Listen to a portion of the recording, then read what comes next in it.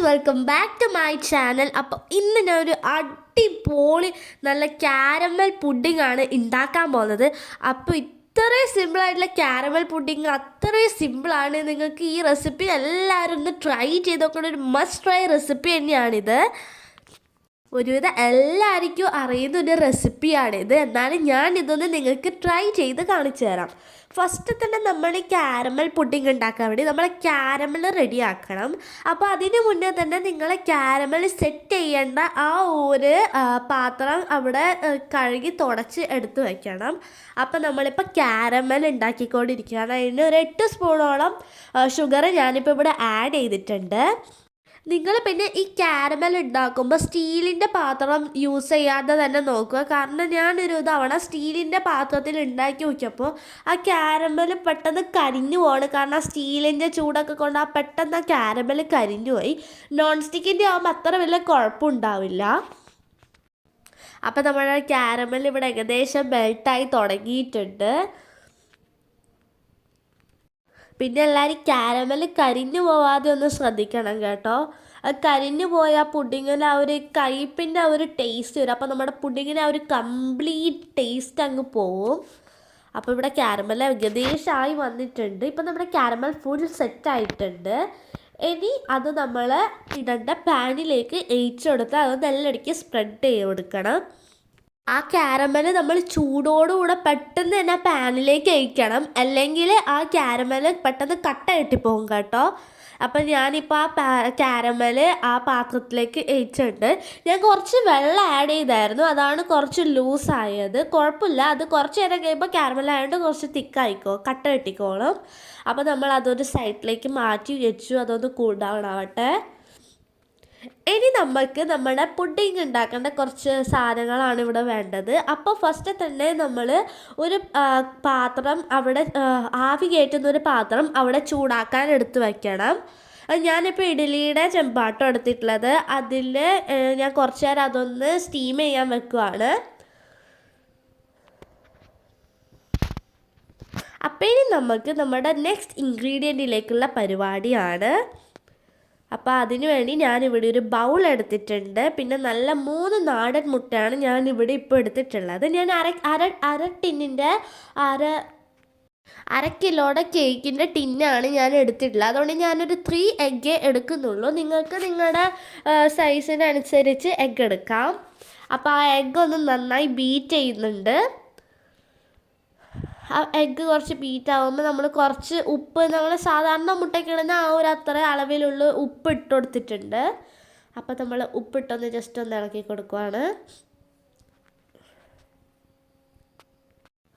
അപ്പോൾ അതിനി നമുക്ക് സൈഡിലേക്ക് ഇനി മാറ്റി വയ്ക്കാം. ഇനി നമുക്ക് കുറച്ച് പാൽ ആവശ്യമാണ്. നിങ്ങൾക്ക് വേണമെങ്കിൽ പാൽ തിളപ്പിച്ചിട്ട് യൂസ് ചെയ്യാം, അല്ലെങ്കിൽ പാൽ തിളപ്പിക്കാതെ തന്നെ മിൽമയുടെ ഒക്കെ പാലാണെങ്കിൽ അങ്ങനെ തന്നെ യൂസ് ചെയ്യാം. ഞാനിപ്പോൾ തിളപ്പിക്കാതെയാണ് പാൽ എടുത്തിട്ടുള്ളത്. ഒരു 1.5 കപ്പ് പാൽ ഞാനിപ്പോൾ ഇവിടെ എടുത്തിട്ടുണ്ട്. കാരണം പാൽ നമ്മൾ ഓൾറെഡി ഇപ്പോൾ സ്റ്റീം ചെയ്യുന്നുണ്ടല്ലോ, അതുകൊണ്ട് പ്രത്യേകിച്ച് ഞാൻ തിളപ്പിക്കുന്നില്ല. 1.5 കപ്പ് പാൽ എടുത്തിട്ടുണ്ട്. അതിലേക്ക് ഇനി കുറച്ച് ഷുഗർ ആഡ് ചെയ്ത് കൊടുക്കണം. നമ്മൾ ക്യാരമൽ ഓൾറെഡി ഷുഗർ ഇട്ടതുകൊണ്ട് കുറച്ച് നല്ല തിക്കിലുണ്ടായിരുന്നു എൻ്റെ ക്യാരമൽ. അതുകൊണ്ട് ഞാനൊരു 3 ടേബിൾ സ്പൂൺ ഷുഗർ മാത്രമേ ആഡ് ചെയ്ത് കൊടുത്തിട്ടുള്ളൂ. അതിൻ്റെ കൂടെ ഒരു ചെറിയൊരു സ്പൂണ് വെനില എസൻസും കൂടെ ആഡ് ചെയ്ത് കൊടുക്കുന്നുണ്ട്. കാരണം നമ്മൾ ഈ മുട്ട ഒഴിക്കുന്നുണ്ടല്ലോ, അതുകൊണ്ടാണ് ഈ വെനില എസൻസ് ആഡ് ചെയ്യുന്നത്. വെനില എസൻസ് ആഡ് ചെയ്തിട്ട് ആ മുട്ടയുടെ ആ ഒരു ചുവയും പിന്നെ നല്ലൊരു സ്മെല്ലൊക്കെ കിട്ടാൻ വേണ്ടിയിട്ടാണ് ഇവിടെ ഞാൻ വെനില എസൻസ് ആഡ് ചെയ്തിട്ടുള്ളത്. ഇനി ആ വെനില എസൻസ് ഞങ്ങൾ ഷുഗറൊക്കെ ആ പാലിലിട്ട് നന്നായി ഒന്ന് മിക്സ് ചെയ്ത് ഒന്ന് ഷുഗറൊക്കെ അലിയിപ്പിച്ചെടുക്കണം.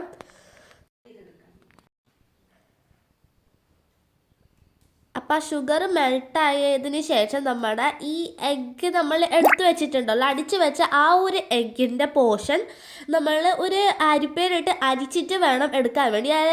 അല്ലെങ്കിൽ എഗ്ഗിനുണ്ടാകുന്ന കുറച്ച് ഇങ്ങനെ ഒരു ജെല്ലി ടൈപ്പ് പാർട്ടിക്കിൾസ് ഒക്കെ അതിലേക്ക് പോകുമ്പോൾ നമ്മുടെ പുഡിങ്ങിൻ്റെ ആ ഒരു കൺസിസ്റ്റൻസിയിൽ കുറച്ച് വ്യത്യാസം വരും.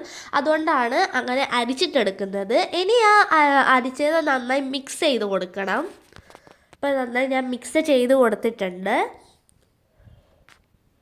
ഇനി ആ മിക്സ് ചെയ്ത ആ ഒരു ബാറ്റർ നമ്മുടെ നേരത്തെ കാരമൽ സെറ്റ് ചെയ്ത് വെച്ച ആ ഒരു ഇതില്ലേ ആ ടിന്നിലേക്ക് നമ്മൾ ആഡ് ചെയ്ത് കൊടുക്കണം. അപ്പം ഞാനിവിടെ ആ ബാറ്റർ അതിലേക്ക് ആഡ് ചെയ്ത് കൊടുക്കുവാണ്. ഓക്കെ, ഇപ്പം ഞാൻ അതിലേക്ക് ആഡ് ചെയ്ത് കഴിഞ്ഞിട്ടുണ്ട്. ഇനി ആ ടിന്ന് ഞാൻ നേരെ നമ്മുടെ സ്റ്റീം ചെയ്യാൻ വെക്കുവാണ്. അപ്പോൾ നമ്മൾ നേരത്തെ സ്റ്റീം ചെയ്യാൻ വെച്ച പാത്രത്തിലേക്ക് നമ്മളത് തുറന്ന് അതിലേക്ക് വെച്ച് കൊടുക്കുകയാണ്. ഒരു 15 to 30 മിനിറ്റ്സ് എങ്കിലും വെക്കേണ്ടി വരും. അപ്പോൾ ഞാനിപ്പോൾ അതിലേക്ക് വെച്ച് കൊടുത്തിട്ടുണ്ട്. അപ്പോൾ നമുക്ക് 15 to 30 മിനിറ്റ്സ് കഴിഞ്ഞിട്ട് ഇനിയിപ്പോൾ അതിൻ്റെ പുഡിങ് എങ്ങനെയാണെന്ന് നമുക്ക് നോക്കാം.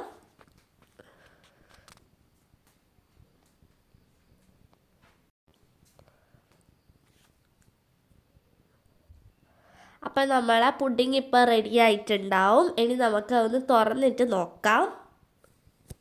ഒരു 30 മിനിറ്റ്സ് ഒക്കെ കഴിഞ്ഞിട്ടാണ് ഞാനിപ്പോൾ പുഡിങ് ഓപ്പൺ ചെയ്ത് നോക്കുന്നത്. അപ്പോൾ പുഡിങ് നമ്മൾ ഓപ്പൺ ചെയ്തിട്ടുണ്ട്. അതിൻ്റെ മുകളിൽ കുറച്ച് വെള്ളമൊക്കെ കിടക്കുന്നുണ്ടാവും, മൈൻഡ് ചെയ്യണ്ട, വലിയ കുഴപ്പമൊന്നുമല്ല. അപ്പോൾ നിങ്ങൾക്ക് വേണമെങ്കിൽ ജസ്റ്റ് ഒരു ഫോർക്കോ കത്തിനെ കൊണ്ടൊന്ന് ജസ്റ്റ് ഒന്ന് കുത്തി നോക്കാവുന്നതാണ് അത് വെന്തിനോ ഇല്ലേന്ന്. അപ്പോൾ ഞാൻ അങ്ങനെ ഒന്ന് ട്രൈ ചെയ്ത് നോക്കി. ഇനി നമ്മുടെ ഈ പുഡിങ് പുറത്തെടുത്ത് തണിയാൻ വെക്കുവാണ്. നിങ്ങൾക്ക് വേണമെങ്കിൽ ഈ പുഡിങ് തണിഞ്ഞ പാടന്നെ കഴിക്കാം, അല്ലെങ്കിൽ തണുപ്പ് വേണ്ടവർക്ക് ഇത് നമ്മൾ ഫ്രിഡ്ജിൽ വെച്ച് കുറച്ച് നേരം തണുപ്പിക്കാവുന്നതുമാണ്. അപ്പോൾ ഞാനിപ്പോൾ ആ പുഡിങ് തണിയാൻ വേണ്ടി പുറത്ത് വെച്ചിട്ടുണ്ട്. നമ്മുടെ പുഡിങ് അപ്പോൾ ഇവിടെ സെറ്റായി വന്നിട്ടുണ്ട്. ഇനി ഇതൊന്നും തണിഞ്ഞതിന് ശേഷം നമ്മൾ ഫ്രിഡ്ജിലേക്ക് എടുത്ത് വയ്ക്കാൻ പോവാണ്.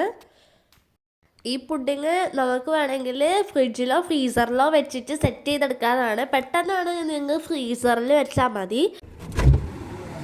അപ്പോൾ ഗൈസ്, നമുക്ക് നമ്മുടെ പുഡിങ് ഫ്രിഡ്ജിലൊന്ന് സെറ്റ് ചെയ്യാൻ വെച്ചാലോ. ഞാൻ എൻ്റെ പുഡിങ് ഫ്രീസറിലാണ് വെക്കുന്നത്, കാരണം എനിക്ക് ഒട്ടും ക്ഷമയില്ലത് പെട്ടെന്നാവാനാണ് വെക്കുന്നത്. നമുക്ക് ഫ്രീസറിൽ വെക്കാം. യെസ്, വെച്ചിട്ടുണ്ട്. ഇനി നമുക്കിത് റെഡി ആയിട്ട് വരുമ്പോൾ നോക്കാം. അപ്പോൾ ഗൈസ്, നമ്മുടെ പുഡിങ് ഇവിടെ സെറ്റ് ആയിട്ടുണ്ട്. നമുക്ക് എടുത്താലോ. ഇവിടെ സെറ്റ് ആയിട്ടുണ്ടാവും. ഇനി നമുക്കതെടുക്കാം. ഞാനിവിടെ അത് പുഡിങ് എടുത്തിട്ടുണ്ട്. അതിൻ്റെ കൂടെ ഒരു പ്ലേറ്റും എടുത്തിട്ടുണ്ട്. ഇനി നമുക്ക് ആ പുഡിങ് കൊണ്ട് നമുക്ക് പ്ലേറ്റിലേക്ക് തിരിച്ചിട്ട് നോക്കാം. നിങ്ങൾക്ക് കണ്ടാൽ തന്നെ വേണമെങ്കിൽ അത് എത്ര യമ്മിയാണെന്ന്. അത് നല്ല കാണാൻ തന്നെ നല്ല അടിപൊളിയായിട്ടുണ്ട് കേട്ടോ. ഇനി ഞാനിതൊന്ന് കട്ട് ചെയ്ത് നിങ്ങൾക്ക് കാണിച്ചു തരാം. എനിക്ക് തണുപ്പ് പിടിച്ചിട്ട് സൗണ്ടൊക്കെ നല്ലോണം പോയി കിടക്കുകയാണ്, അതുകൊണ്ട് സൗണ്ടൊന്നും അത്ര വലിയ ക്ലിയർ ഉണ്ടാവില്ല കേട്ടോ. അപ്പോൾ ഇതിപ്പോൾ ഞാൻ കട്ട് ചെയ്തിട്ടുണ്ട്. കട്ട് ചെയ്ത സമയത്ത് അത് തിരിഞ്ഞ് വീണ് പോയി, കുഴപ്പമില്ല. നല്ല കാണാൻ തന്നെ നല്ല അടിപൊളിയാണ്. നിങ്ങൾക്ക് കണ്ടാൽ തന്നെ മനസ്സിലായി എത്ര യമ്മിയായിരിക്കും. ഞാനതൊന്ന് നിങ്ങൾക്ക് ടേസ്റ്റ് ചെയ്ത് കാണിച്ചു തരാം. അപ്പം ഞാനൊന്ന് ടേസ്റ്റ് ചെയ്യാനത്. വാവ്, ഇറ്റ്സ് അമേസിങ് തന്നെ പറയാൻ പറ്റും. എനിക്ക് ഭയങ്കര ഇഷ്ടമാണ് ഈ പുഡിങ്. ഇങ്ങനത്തെ കുറച്ച് നല്ല തണുപ്പുള്ള സാധനം എനിക്ക് പൊതുവെ ഭയങ്കര ഇഷ്ടമുള്ള ഒരു ഐറ്റംസാണ് ഈ ഡെസേർട്ടൊക്കെ. എനിക്ക് ഈ പുഡിങ് ഭയങ്കര ഇഷ്ടമായിട്ട് വെച്ചാൽ ഭയങ്കര ഇഷ്ടമായി. ഞാൻ ഈ പുഡിങ് ഇടയ്ക്കിടയ്ക്ക് ഉണ്ടാക്കി കഴിക്കാറുള്ളതാട്ടോ. ഇത് അടിപൊളി, ഭയങ്കര സിമ്പിളായതുകൊണ്ട് അത് ഉണ്ടാക്കാൻ ഭയങ്കര എളുപ്പമാണ്. അതുകൊണ്ട് എനിക്കിത് ഭയങ്കര ഇഷ്ടമാണ് ഈ പുഡിങ്. അപ്പോൾ എല്ലാവർക്കും ഇന്നത്തെ വീഡിയോ ഇഷ്ടപ്പെട്ടെങ്കിൽ ലൈക്ക് ചെയ്യുക, ഷെയർ ചെയ്യുക, സബ്സ്ക്രൈബ് ചെയ്യുക. ബൈ.